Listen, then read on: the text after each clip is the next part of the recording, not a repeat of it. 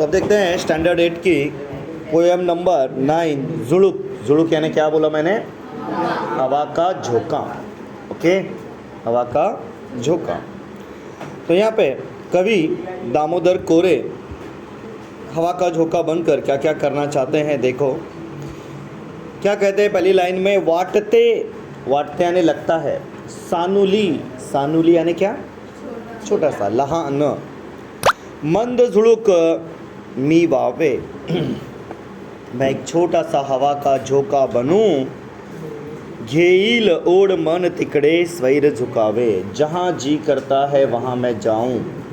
ऐसे कवि कहते हैं कि मैं छोटी सी एक हवा का झोंका बन जाऊं और जहाँ मन मेरा खींच कर मुझे लेके जाए वहीं मैं चले जाऊं।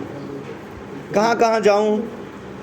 कदी बाजारी कदी नदीच्या काठी, कभी मैं बाजार जाऊं कभी नदिया किनारे जाऊं, है ना। राईत, राई किसको कहते हैं? राई यानी आम की जो बाग होती है उसको राई कहते हैं। ओके, आमराई आपने सुना होगा, आमराई, है ना। तो राईत कदी, कभी मैं राई में चले जाऊं, वह पड़क्या पाड़या पाठी, या कभी पाड़ा होता है ना, पाड़ा मतलब सॉरी वाड़ा, वाड़ा, वाड़ा होता है ना।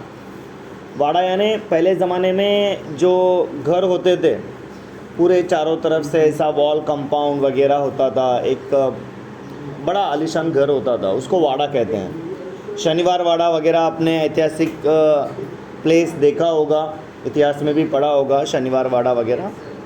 तो बहुत आलीशान घर हुआ करते थे वो। तो कहीं ऐसे गिरे हुए पड़े हुए वाड़े के पीछे मैं चले जाऊं। हड़ू थबकत जावे कदी कानोसा घेद, कभी मैं खुद आहिस्ता आहिस्ता चले जाऊं, या कभी कानोसा, कानोसा यानी क्या?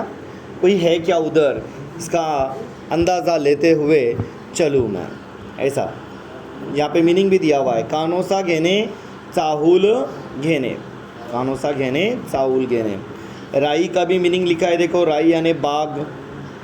ओके, तो यहाँ पे मीनिंग भी है आपके पास में, और जो जो मीनिंग मैं बताते चल रहा हूँ वो भी लिखते चलो। कदी रमत गमत वा कदी भरारी थेट, कभी मैं रमते गमते जाऊँ यानी टहलते टहलते टाइम पास करते करते मैं चले जाऊँ, या कभी स्ट्रेट, थेट यानी क्या? स्ट्रेट, सीधा सीधा जहाँ पे जाना है वहाँ पे मैं चले जाऊँ। भरारी थेट यानी सीधा छलांग लगा के उधर पे मैं स्ट्रेट पहुँच जाऊँ। लाउन अंगुली, अंगुली यानी उंगली अपनी जो होती है उसको अंगुली कहा गया है। कली केड़ा हड़ुआर, किसको उंगली लगाने का चाह रहे हैं? ये जो कली होती है, कलियाँ समझते हो ना, बड़, तो उसको मैं क्या करूं? उंगली लगाऊं। ती फुलून बगे तो वावे पार पसार, जब तक वो खिलकर देखे कि किसने मुझे उंगली लगाई तब तक मैं वहाँ से पसार हो जाऊं। पसार यानी वहाँ से भाग जाऊं। परी जाता जाता सुगंध संगे न्यावा, परी, परी यानी लेकिन, जाते जाते मैं क्या ले जाऊं? सुगंध, सुगंध यानी खुशबू। संगे, संगे यानी साथ में। न्यावा, न्यावा यानी ले जाना, साथ में ले जाना। नेने, ऐसा इसका मीनिंग होता है।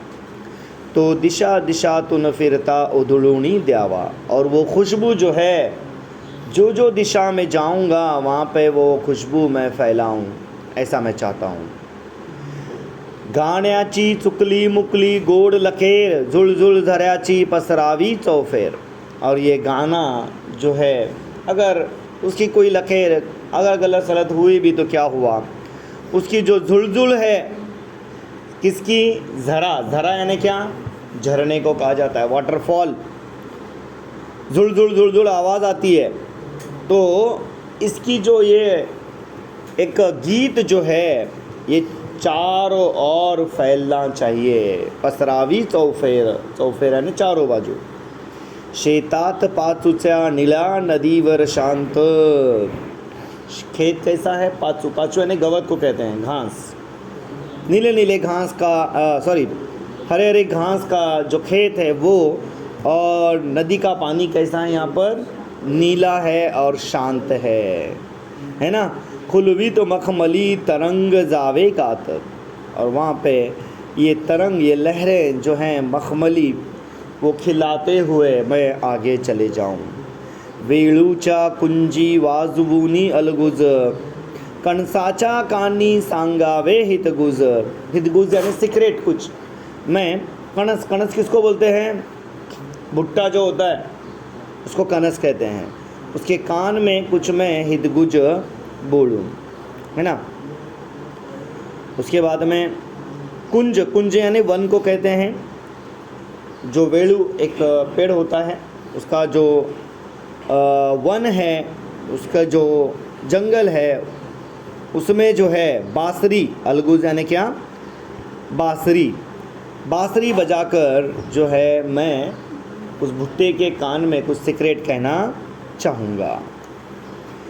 शिंपावी डोही फूले बकुड़ूची सारी, बकुड़ी ये एक फूलों का पेड़ होता है, और ये सारे जो पेड़ के ये जो फूल हैं, क्या बोल रहा है, शिंपावी डोही फूले बकुड़ीची सारी, गड़ूनी जांबले पिकली भूल भूल तिरी।